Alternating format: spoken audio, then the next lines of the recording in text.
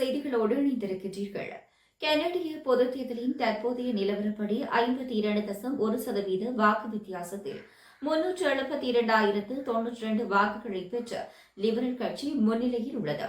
அதேவேளை கன்சர்வேட்டிவ் கட்சி 40.4% வாக்கு வித்தியாசத்தில் 298,639 வாக்குகளை பெற்று இரண்டாவது இடத்தில் உள்ளது.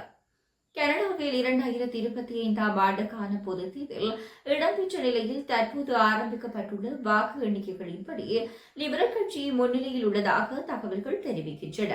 லிபரல் கட்சியின் தற்போதைய தலைவரான பிரதமர் மார்க் கார்னி முன்னாள் பிரதமர் ஜஸ்டின் ட்ரூடோவிடம் இருந்து பொறுப்பேற்றதன் பின்னர் மார்ச் மாதம் தேர்தலை அறிவித்தார். இந்த தேர்தலில் அவரது முக்கிய எதிராளியாக கன்சர்வேட்டிவ் தலைவர் பியர் பொய்லிப்ரே உள்ள நிலையில் கனடிய தேர்தல் களம் சூடுபிடித்தது.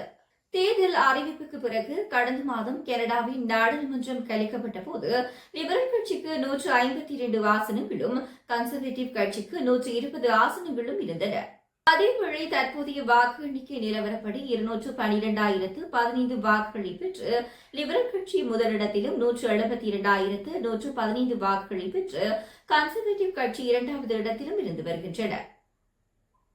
தொடர்ந்தும் தமிழாரம் செய்திகளோடு இணைந்திருங்கள். வணக்கம்.